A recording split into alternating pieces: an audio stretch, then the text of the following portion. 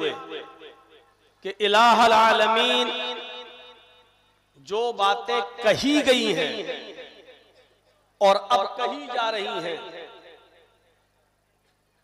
उनमें जो बातें सही हो, कुरान और हदीस पर मबनी हो, ऐ अल्लाह हमें उन तमाम लोगों की बातों पर अमल करने की तौफीक अता फरमा। मैं आपके सामने क्या बोलना चाहता हूं, वो अभी थोड़ी देर में आपको खुद ही पता चल जाएगा। मैंने कुरान करीम की एक आयत पढ़ी है आपके सामने। उस आयत के अंदर अल्लाह तबारक व तआला ने फरमाया, मैं बहुत ही ज्यादा कोशिश करूंगा कि आपके दिल और दिमाग तक अपनी बात को पहुंचा सकूं, और बहुत आसान हिंदी और उर्दू में लफ्ज इस्तेमाल करके मैं अपनी बात आप के दिल तक उतार सकूं, ये जानते हुए कि आप बंगाली माहौल के हैं और आपकी मादरी जबान बंगला है। हिंदी और उर्दू को समझने और बोलने में आपको परेशानी और दिक्कत होती है, लेकिन आज के इस दौर में बहुत हद तक अब लोग समझने लगे हैं, अगरचे बोलने में उनको थोड़ी सी डिफिकल्टी होती है, परेशानी होती है। अल्लाह ताला हम सबको समझने की और समझकर उस पर अमल करने की तौफीक अता फरमाए। या अय्युहल्लज़ीना आमनू तूबू इलल्लाहि तौबतन नसूहा। आए ईमान वालों, आए मुसलमानों, तुम सच्ची और खालिस तौबा करो। आपने उलमा से सुना होगा, मस्जिद के मिंबर पे खड़े होकर मौलवियों से सुना होगा, तौबा करो, तौबा करो, अपने गुनाह की क्षमा मांगो, माफी मांगो अल्लाह से। बहुत बहुत, लेकिन अल्लाह ने सिर्फ ये नहीं कहा कि तौबा करो, अल्लाह ने कहा कि तौबा भी करो और तौबा के साथ साथ तौबतन नसूहा। या अय्युहल्लज़ीना आमनू तूबू तौबतन नसूहा। ईमान वालो, तूबू इलल्लाही तौबतन नसूहा। मुसलमानों, तौबा तो करो, लेकिन सच्ची और खालिस तौबा करो। अल्लाह तुम्हारी तौबा में झूठ नहीं होना चाहिए, तुम्हारी तौबा में मजाक नहीं होना चाहिए। अल्लाह से जब तुम अपने पाप, अपने गुनाह की तौबा करो तो उसमें अल्लाह के साथ झूठ और फरेब नहीं होना चाहिए, धोखाधड़ी नहीं होनी चाहिए। मसलन रात में बिस्तर पर सोने जा रहे हैं और उससे पहले कह रहे हैं, अल्लाह हमने जो गुनाह किए माफ कर दे, अल्लाह हमने शराब पिया है हमको माफ कर दे, अल्लाह हम जुआ खेले हैं हमको माफ कर दे। आपने तौबा की और सो गए, और सुबह उठने के बाद आपने फिर शराब पीना शुरू कर दी, फिर झूठ बोलना शुरू कर दिया, फिर आपने चोरी करना शुरू कर दी, फिर आपने सूद और ब्याज का कारोबार और बिजनेस शुरू कर दिया। तो गोया आप तौबा नहीं कर रहे हैं, बल्कि अपनी तौबा के साथ झूठ बोल रहे हैं अल्लाह से, धोखाधड़ी कर रहे हैं अल्लाह से और मजाक कर रहे हैं। या अय्युहल्लज़ीना आमनू तूबू इलल्लाहि तौबतन नसूहा। ईमानो वालों, आए मुसलमानों, तुम अल्लाह से सच्ची और खालिस तौबा करो। जब तुम सच्ची और खालिस तौबा करोगे, असा रब्बुकुम अन युकफ्फिर अन्कुम सय्यआतिकुम, तो इस तौबा का फायदा ये होगा कि शायद अल्लाह रब्बुल आलमीन तुम्हारे गुनाहों को भी खत्म कर दे, तुम्हारे गुनाहों को मिटा दे। असा रब्बुकुम मन युकफ्फिर अन्कुम सय्यआतिकुम, शायद अल्लाह रब्बुल आलमीन तुम्हारे गुनाहों को मिटा दे, तुम्हारे गुनाहों को खत्म कर दे, तुम्हारे गुनाहों को डिस्ट्रॉ कर दे। वयुदखिलकुम जन्नातिन तजरी मिन तहतिहल अन्हार, और तुम्हें ऐसी जन्नतों के अंदर, ऐसे बागात के अंदर दाखिल फरमाए जिसके नीचे नहरें बह रही होंगी, जिसके नीचे नहरें जारी होंगी। सच्ची तौबा का फायदा। तौबा और तौबतन नसूहा में अंतर क्या है, सुनिए। अल्लाह तू मुझे माफ कर दे, अल्लाह मेरे गुनाह बख्श दे, अल्लाह तू हमारे गुनाह को माफ फरमा दे, ये हो गई तौबा। कल होकर फिर हम वही काम करने लगे और फिर दुआ कर रहे हैं अल्लाह बहुत गुनाहगार है, माफ कर दे, ये हुई तौबा। और तौबतन नसूहा किसको कहते हैं, सुनिए। शराब का जाम गिलास हमारे हाथ में है, हम पीने के लिए होठों तक ले गए, अभी उसका 2 घूंट 2 मर्तबा मुंह में लिया और पिया, ऐसे अचानक, नहीं नहीं बहुत गलत चीज है, नहीं पीना चाहिए, हराम है। कोई बात नहीं, थोड़ा मौसम साजगार है, आप लोग हंसेंगे तो डिस्टर्ब होगा ना। फौरन एहसास किया और छोड़ दिया। अभी आपने पूरा नहीं पिया, अभी आपने होठों तक ले गए, 2 बार पिया और एकदम नहीं नहीं नहीं बहुत गलत चीज है, हराम चीज है, आपने हटा दिया। नहीं, आपको नदामत हुई, ये क्या हुआ, ओह एक हराम चीज को मैंने हाथ लगा लिया, एक हराम चीज को मैं अपने मुंह तक ले गया, एक हराम चीज को मैंने पी लिया। उसी वक्त आपने रोक लिया और फिर नदामत, शर्मिंदगी आपको हुई, पहली चीज। और दूसरी, फौरन छोड़ दिया, नहीं अब नहीं पीऊंगा, आधा गिलास बाकी है, अब नहीं पीऊंगा। पहली चीज, आपने शर्मिंदगी का एहसास किया, नदामत हुई आपको कि नहीं पीना चाहिए, पहली चीज। दूसरी चीज, फौरन छोड़ दिया, अब नहीं पिएंगे, आधा पी लिया, अब नहीं पिएंगे। और तीसरी चीज, आय अल्लाह मैं वादा करता हूं तुझसे कि आज के बाद में शराब को कभी हाथ ही नहीं लगाऊंगा, आइंदा उसको कभी दोबारा न पीने का अज़्म, इरादा और हौसला और वादा, प्रॉमिस, ये भी अल्लाह के सामने किया जाए। ये 3 चीजें जब तक हमारे अंदर पैदा नहीं होंगी, तौबा तौबतन नसूहा नहीं। 3 चीजें, पहली चीज नदामत, शर्मिंदगी, बहुत गलत हुआ। दूसरी चीज, फौरन उसी वक्त छोड़ दिया, तर्क के गुनाह फौरन उसी वक्त। और तीसरी चीज, मैं अब आइंदा उसको कभी नहीं पीऊंगा। ये 3 चीजें जब तक हमारी तौबा में शामिल नहीं होंगी, तौबतन नसूहा नहीं है।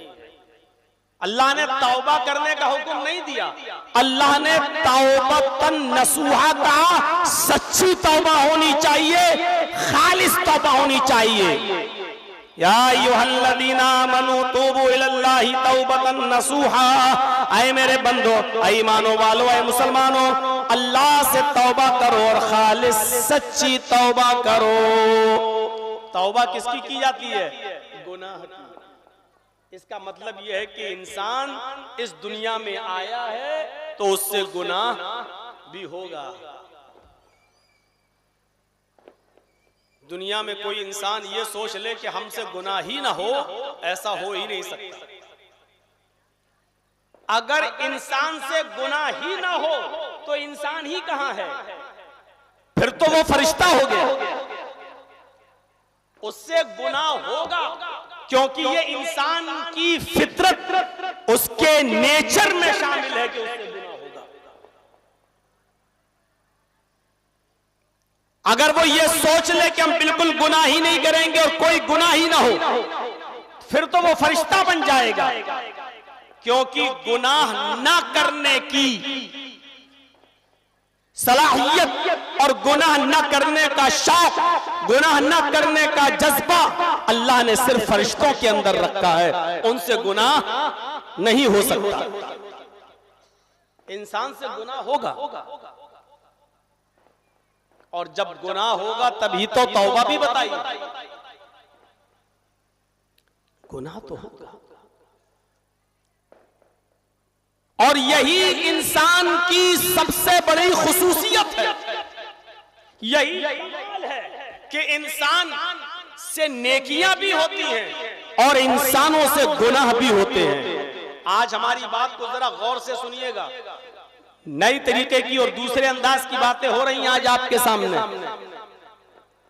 इंसान से गुनाह होगा और इंसान का कमाल भी यही है कि उससे गुनाह हो। अगर इंसान से गुनाह ही ना हो तो फिर इंसान ही नहीं रह गया, वो फरिश्ता हो जाएगा। अल्लाह ने इंसान को गुनाह करने का की भी सलाहियत दी है और नेक काम करने की भी सलाहियत दी है। अल्लाह ने खुद कुरान करीम के अंदर फरमाया, फ़अल्हमहा फुजूरहा व तक़वाहा। देख रहे हैं अल्लाह ने खुद इंसान के बारे में क्या फरमाया, फ़अल्हमहा फुजूरहा, हमने इंसान को फिस्क व फुजूर और गुनाह करने का इल्हाम भी किया, यानी गुनाह करने की, फिस्क व फुजूर काम करने की, गलत काम करने की सलाहियत भी हमने इंसान को दी, गलत काम करने की सलाहियत भी हमने इंसान को दी। व तक़वाहा, और गुनाहों से, गलत कामों से बचने की सलाहियत भी हमने इंसान को दी। ये दोनों सलाहियतें अल्लाह ने इंसान को दी हैं। फरिश्तों के अंदर एक सलाहियत है बस, क्या है? सिर्फ नेक काम करने की, सिर्फ सजदा करने की, सिर्फ अल्लाह का हुक्म मानने की, अल्लाह की नाफरमानी करने की कोई सलाहियत उनके अंदर नहीं है। अब आप समझ लीजिए, फरिश्ते गुनाह कर ही नहीं सकते। चोरी इंसान करता है, फरिश्ते चोरी कर ही नहीं सकते। क्यों नहीं कर सकते? क्योंकि अल्लाह ने फरिश्तों को चोरी करने की ताकत दी ही नहीं है। शराब इंसान पी सकता है, फरिश्ते शराब नहीं पी सकते। क्यों? क्योंकि अल्लाह ताला ने खाने और पीने, यहां तक के शराब नोशी की भी सलाहियत अल्लाह ने फरिश्तों को नहीं दी। रास्ते में आने वाली किसी भी हसीन और जमील और खूबसूरत लड़की को सिर्फ इंसान ही देख सकता है, गलत नजर से, शहवत की नजर से।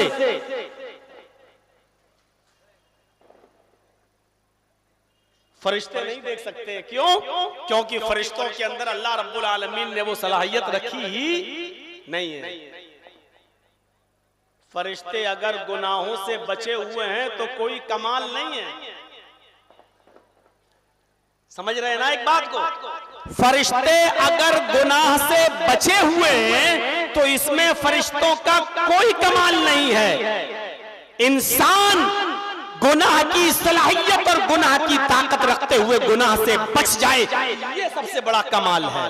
शराब की बोतल हमारे हाथ में है, बाप भी नहीं देख रहा है, माँ भी नहीं देख रही है, दोस्त भी नहीं देख रहे हैं, सबसे ओझल है, पूरी ताकत है, पैसा भी हमारे पास, शराब की दुकान भी खुली हुई है, हमारे पास पूरी ताकत है, पैसा भी है, शराब की बोतल खरीदने की ताकत भी है, शराब की बोतल को पीने की का वक्त भी है, हमारे पास टाइम है, हमारे पास कुदरत है, हमारे पास पैसा है, हमारे हाथ में शराब की बोतल भी है, कोई देख भी नहीं रहा है।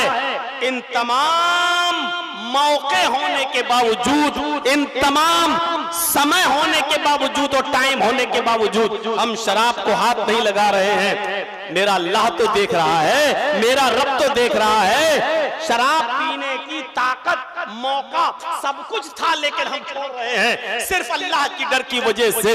ये कमाल है, ये कमाल है।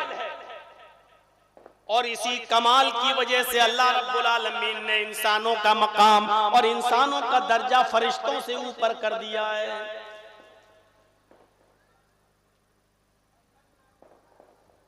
एक तरफ ये आतिशबाजी भी हो रही है, दूसरी तरफ तकरीर भी। बहरहाल कोशिश करिएगा गौर से सुनने की, और मैं भी कोशिश कर रहा हूं बहुत स्लो और बोलकर आपको अपनी बात समझाएं। सलाहियत क्या है? सारे मौके होने के बाद भी हम शराब को नहीं पी रहे हैं, अल्लाह के डर से छोड़ रहे हैं। ये कमाल है, ये कमाल। फरिश्ते रोजा रख लें तो कोई कमाल नहीं है। फरिश्ते अगर रोजा रख लें तो कोई कमाल नहीं, क्योंकि फरिश्ते तो खाते नहीं है, पीते नहीं है, उनको प्यास ही नहीं लगती, उनको भूख ही नहीं लगती। अगर फरिश्ता रोजा से रख ले, रोजा रह ले, तो क्या कमाल है भाई? वो तो खाता ही नहीं है, वो तो पीता नहीं है। कमाल ये है कि भूख हमें लग रही है लेकिन हम नहीं खा रहे हैं, प्यास हमें लग रही है लेकिन हम नहीं पी रहे हैं, बीवी की जरूरत हमें है लेकिन हम बीवी के करीब नहीं जा रहे हैं, अल्लाह के लिए सब कुछ छोड़ रहे हैं। ये कमाल है, ये आला दर्जा है। और इसीलिए अल्लाह रब्बुल आलमीन ने फरिश्तों से ऊंचा मकाम इंसानों का रखा है। अब आप समझ गए होंगे मेरी बात। फरिश्ते तौबा नहीं करते हैं। क्यों नहीं करते? क्योंकि उनसे गुनाह नहीं होता है। तौबा हमें और आपको करना पड़ती है। क्यों? इसलिए कि हमसे और आपसे गुनाह होते हैं। किसी बंदे से गुनाह हो जाए, अल्लाह की नजर में ये बुरा नहीं है। एक बात और सुन लीजिए, कोई बंदा अगर गुनाह कर बैठे तो अल्लाह की नजर में ये बुरा नहीं है। अल्लाह की नजर में बुरा यह है कि बंदा गुनाह करने के बाद अल्लाह को मनाए नहीं, अल्लाह को राजी ना करे, उससे तौबा ना करे, इस्तिग़फ़ार ना करे, मग़फ़िरत तलब ना करे। ये सबसे बड़ा गलत काम है। कुल्लु बनी आदम खत्ताऊन व खैरुल खत्ताईन अत-तव्वाबून। हर आदम के बेटे से खता होती है, हर के बेटे से गलतियां होती हैं। गलती हो जाना कोई गलत काम नहीं है, कोई बड़ा बुरा काम नहीं है, लेकिन गलती हो जाने पर तौबा न करना, ये इंसान गुनाह कर बैठे, ये गलत काम नहीं है। गलत काम ये कि गुनाह पर गुनाह करता चला जाए और उसको तौफीक ना हो तौबा करने की, उसको तौफीक ना हो ये दुआ पढ़ने की कि अल्लाहुम्मा ग़फ़िरली वरहमनी वहदनी वआफ़िनी वरज़ुक़नी, उसको ये तौफीक ना हो दोनों सजदों के बीच में ये दुआ पढ़ने की, रब्बिग़फ़िरली। गुनाह पे गुनाह करता रहे लेकिन उसको ये तौफीक ना हो दुआ पढ़ने की, अल्लाहुम्मा इन्नी ज़लमतु नफ़्सी ज़ुल्मन कसीरा वला यग़फ़िरुज़्ज़ुनूबा इल्ला अंता फ़ग़फ़िरली मग़फ़िरतम मिन इंदिका वरहमनी इन्नका अंतल गफ़ूरुर रहीम। गलती करना गुनाह नहीं है, गुनाह करना गलत नहीं है। गुनाह करने के बाद हम ये दुआ ना पढ़े सजदे में, सुब्हानक अल्लाहुम्मा रब्बना व बिहम्दिका अल्लाहुम्मा ग़फ़िरली, ऐ अल्लाह तू मेरी मग़फ़िरत फरमा दे। ये गलत है, ये गुनाह है, ये सरकशी है, ये तकब्बुर है। अल्लाह रब्बुल आलमीन फिर कहता है, एक तो गुनाह भी कर रहा है और दूसरे ये कि गुनाह करने के बाद मेरे पास आकर, मेरे घर में आकर गिड़गिड़ाता भी नहीं है, रोता भी नहीं है, पछताता भी नहीं है और अपने गुनाह की माफी भी नहीं मांगता है।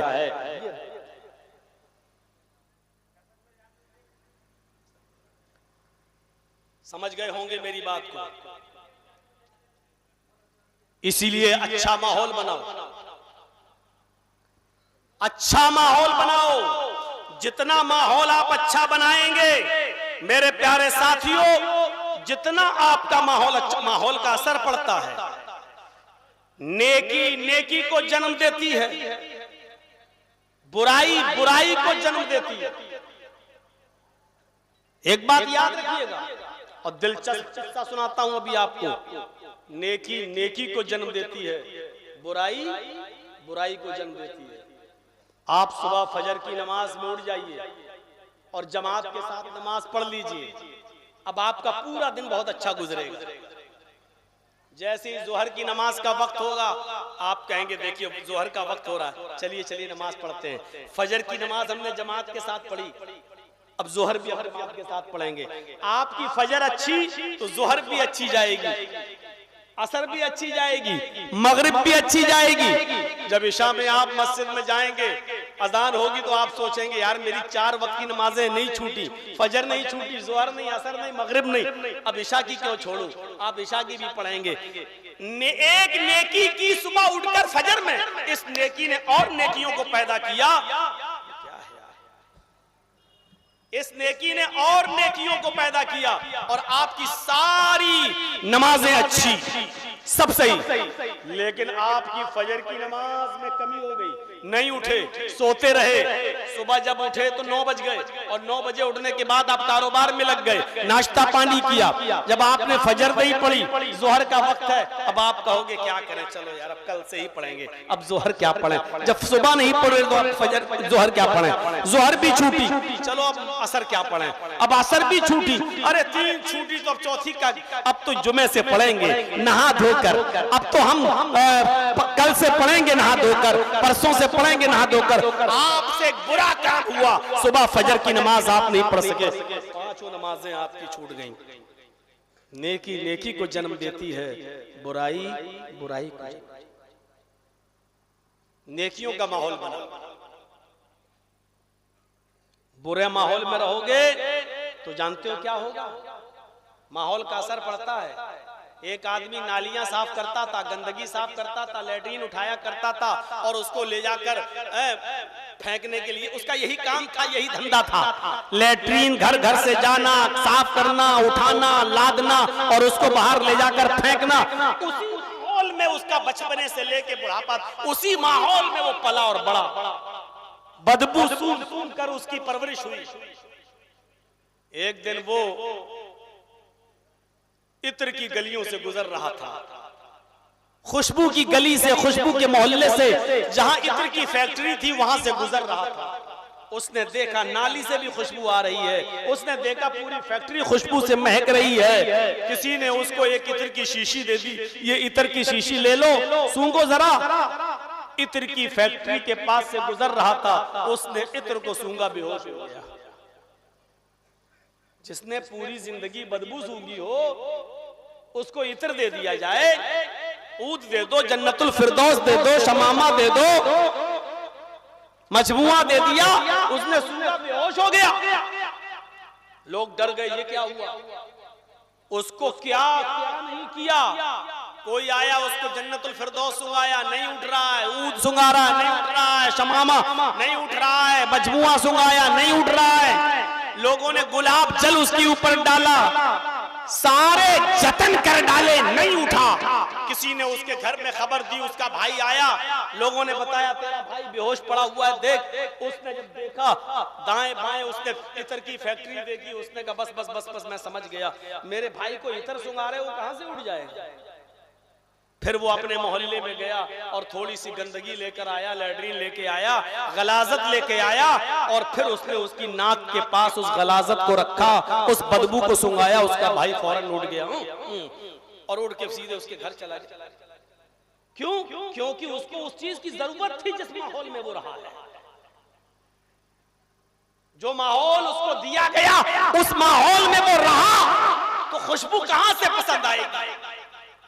औरंगाबाद में रहने वाले लोगों और इस बस्ती के लोगों, जब तुम शराब का माहौल दोगे, जुए का माहौल दोगे, लाडलाओं का माहौल दोगे, बेपर्दगी और बेहयाई का माहौल दोगे और तुम ये सोचो कि इस माहौल में हमारे बच्चे इब्ने तैमिया बनकर निकले, इब्ने कय्यम बनकर निकले, कहां से हो सकता है। तुम्हारी बेटियां इंस्टाग्राम पर, टिकटॉक पर वीडियो बनाएं, दुपट्टे उनके सरों से नीचे आ जाएं और कॉलेज में, कॉन्वेंट में वो पढ़े लड़कों के साथ बैठकर, और फिर तुम ये सोचो कि हमारी इस बेटी से शादी के बाद मरियम और फातिमा जैसी बेटी पैदा हो। नहीं, माहौल आप कौन सा दे रहे हो। और कल मैंने बताया था तकरीर में, अलीपुर मऊनाथ भंजन की एक लड़की जो आलिमा थी, जो मदरसे से पढ़ के निकली थी, आलिमा थी, फाजिला थी, मौलवियत की डिग्री लेकर निकली, आलिमा और फाजिला। गौर करो, जिसने कुरान पढ़ा, तफसीर पढ़ी, हदीस पढ़ी, बुखारी सब कुछ, और जब फारिग हुई वहां से तो शादी से पहले ही उसके घर वालों ने उसकी नौकरी लगा दी किसी कॉन्वेंट स्कूल में। 10, 12, 15 हजार रुपया महीना उसको कॉन्वेंट स्कूल में मिलने लगा। वो वहां जाके पढ़ाने लगी और वहां पढ़ाते पढ़ाते गैर मुस्लिम लड़के के साथ उसका इश्क और मुआशिका बढ़ गया। एक हिंदू लड़के के साथ उसका इश्क और मुआशिका बढ़ गया। मोहब्बत की पतंग परवान चढ़ने लगी और वो एक आलिम और फाजिला लड़की अपने माँ बाप को धोखा देकर एक मंदिर में जाकर उस गैर मुस्लिम लड़के के साथ हिंदू रस्म रवाज और रीति और रवाज के मुताबिक अपने बालों में सिंदूर लगाकर उसने शादी कर ली, निकाह कर लिया और अपना नाम भी बदल दिया और अपना नाम भी बदल दिया। आज के इस माहौल में एक आलिमा, एक फाजिला लड़की के साथ ये हाल है। जब उसको कॉन्वेंट का माहौल दे दिया, जब उसको मदरसे के माहौल से निकालकर कॉन्वेंट का माहौल दे दिया, लड़के और लड़कियों का एक साथ मिलने और जुलने वाला माहौल दे दिया, तो फिर वो लड़की अपनी बाप की भी नहीं हुई, अपने खानदान की भी नाक कटाती है, अपने माँ बाप को भी रुस्वा करती है और गैर मुस्लिम लड़के के साथ वो निकाह कर लेती है। मेरे भाइयों, सोचो कि हम कौन सा माहौल दे रहे हैं अपने बच्चों को, हम किस समाज में रह रहे हैं, किस सोसाइटी में रह रहे हैं। हमारे बच्चे रात के 12 बजे और 2 बजे घर पे आ रहे हैं। माँ बाप कौन सा माहौल दे रहे हैं अपने बच्चों को? आप माहौल ये दोगे और उम्मीद रखोगे कि हमारे बच्चे बहुत अच्छे बन के निकलें, अपने माँ बाप के फर्मा बरदार निकलें, तो मैं जूते मारने वाले निकलेंगे। बड़ा तो होने दो इनको। माहौल तुम ये दोगे और उम्मीद करोगे कि हमारे बच्चे हैं, सुबह जैसी मैं उठूं तो दूध हमारे सामने पेश करें, सुबह मैं उठूं तो चाय मेरे बच्चे के हाथ में और मेरे सामने पेश करें, मेरी फौरन बात मान ले। नहीं हो सकता है, क्योंकि माहौल आप कौन सा दे। बुराई को जन्म देती है, याद रखिए। सुना है ना, एक लड़की का बाप अपनी बेटी के रिश्ते को लेके बहुत परेशान था और कोई लड़का ढूंढ रहा था कि अच्छा लड़का मिले और हम अपनी बेटी की शादी कर दें। उसको पता चला कि फला फला गांव में एक लड़का है, अच्छा है, कमाता है, खाता है, पैसे वाला है, हमारी बेटी के लिए ठीक है। वो गया, उसने डायरेक्ट लड़के से या लड़के के माँ बाप से बात नहीं की, उसने उसके पड़ोसी से बात की और पड़ोसी से बात करते हुए कहा कि आप मुझे बताओ, मैं अपनी बेटी का रिश्ता इस लड़के से करना चाहता हूं जो तुम्हारे पड़ोस में रहता है, ये लड़का कैसा है? आप सुनिएगा, आप ही से उम्मीद है। जो आपने पर्दा डालकर इधर औरतों को, लेडीज को, ख्वातीन को बिठा दिया है, इनसे उम्मीद नहीं है कि ये कुछ सुनेंगी। इनको अपने कपड़े और अपनी चप्पल दिखाने से फुर्सत मिलेगी तब वो सुनेंगी। इनको अपनी लिपस्टिक और क्रीम और पाउडर दिखाने से जब फुर्सत मिलेगी तब ये सुनेंगी। या यूं कह लो कि इनको मौलाना जर्जीस की हिंदी या उर्दू समझ में आएगी तो सुनेंगी, नहीं आएगी तो नहीं सुनेंगी। इनसे उम्मीद नहीं है। आप सुनिए गौर से। उस लड़की के बाप ने पड़ोसी से पूछा कि इस लड़के से मैं अपनी बेटी का रिश्ता करना चाहता हूं, बताओ ये रिश्ता कैसा है? तुम पड़ोस में रहते हो, तुम्हें मालूम होगा ये लड़का कैसा है। पड़ोसी ने जवाब दिया, लड़का तो बहुत अच्छा है, पैसे वाला है, खाता पीता सब कुछ है, लेकिन एक बुराई है उसके अंदर। का क्या बुराई है? का प्याज बहुत खाता है। लड़की के बाप ने कहा, प्याज खाने से हमको क्या मतलब यार, प्याज खाता मैं समझा नहीं। अरे भाई हदीस में ये आया है कि कच्ची प्याज और कच्चा लहसुन खाकर मस्जिद में मत आइए। प्याज और लहसुन हराम थोड़ी है, मना थोड़ी है। बस अगर किसी ने खाया है तो मस्जिद में ना आए जब तक मुंह की बदबू ना चली जाए। तो प्याज बहुत खाता है, इससे मैं समझा नहीं तुम्हारा मतलब। खाता तो खाने दो, और तो सब कुछ ठीक है। तो पड़ोसी बोला, नहीं नहीं, प्याज भी 24 घंटे नहीं खाता है, हर वक्त प्याज नहीं खाता है। प्याज तो खाता है लेकिन नहीं खाता है। प्याज वो तब खाता है जब वो शराब पीता है। लड़की के बाप ने कहा ओह, इसका मतलब वो शराबी है। पड़ोसी ने कहा अरे नहीं नहीं नहीं, आप गलत समझ रहे हैं, वो शराब नहीं पीता है। मैं कब कह रहा हूं कि रोज शराब पीता है?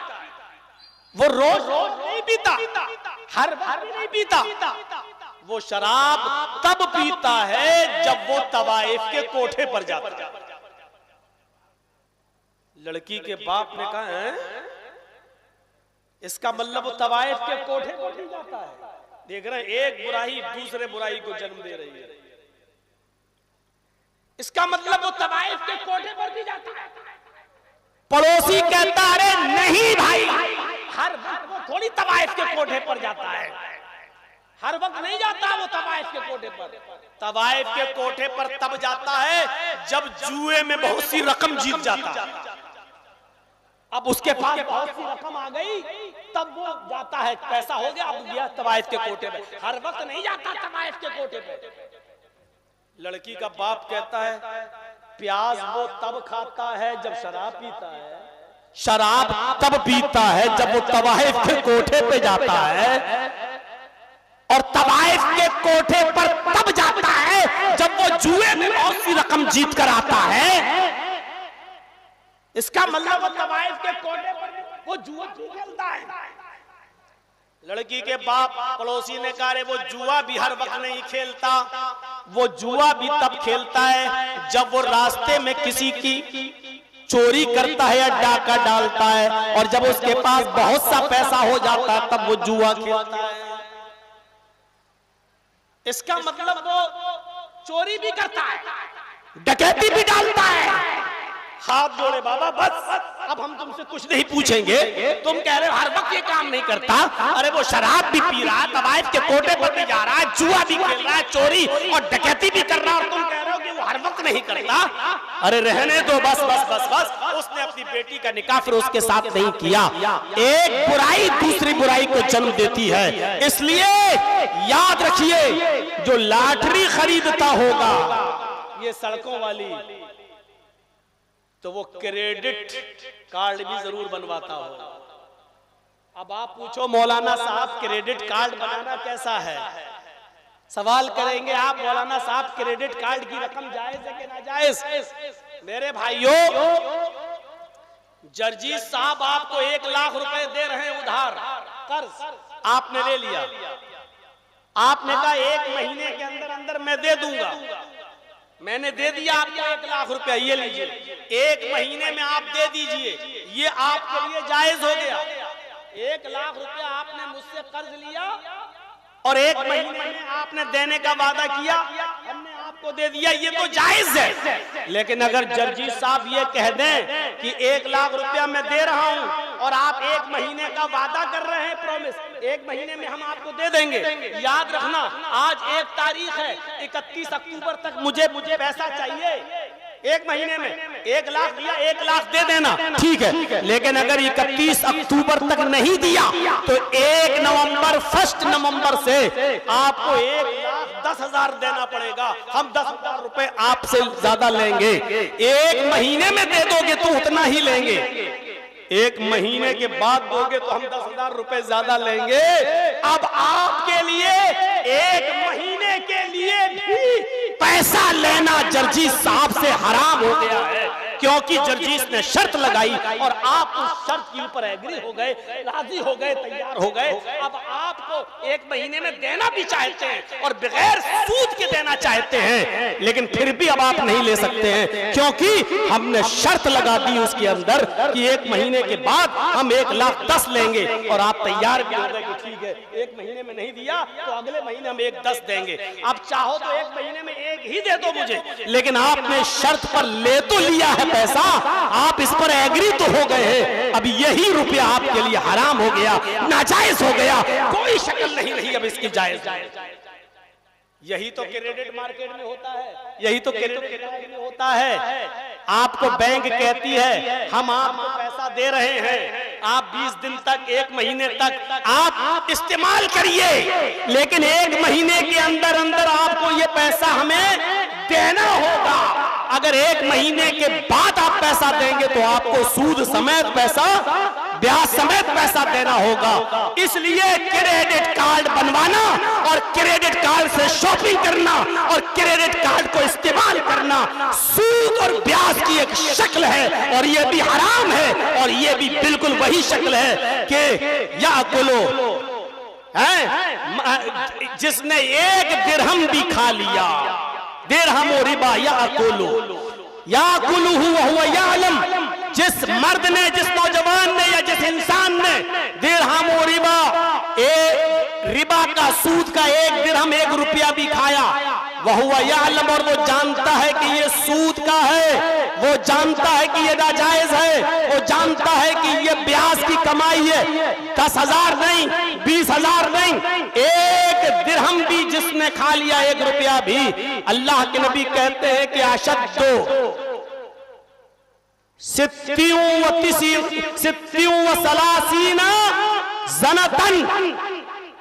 36 मरतबा, 36 बार, 36 मरतबा उसने जिना किया।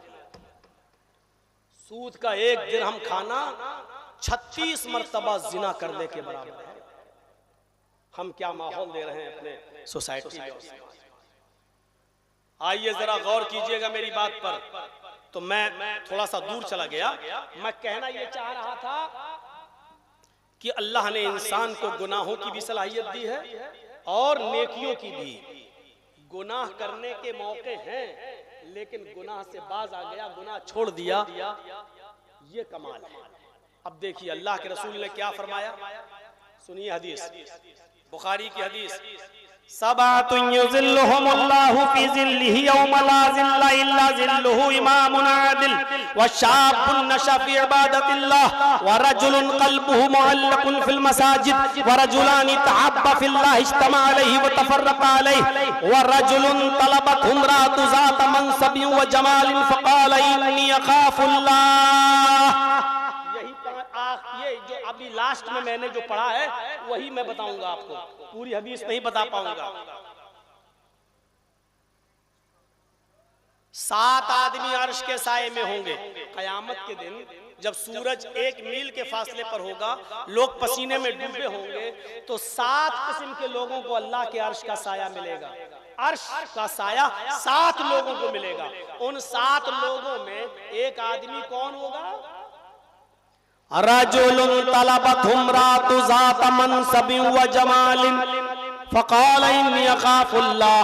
वो नौजवान भी अर्श के साए में होगा, वो नौजवान भी अर्श के साए में होगा जिसको किसी खूबसूरत औरत ने, जिसको किसी हसीन और जमील लड़की ने बुरे काम के लिए बुलाया, बुरे काम के लिए बुलाया।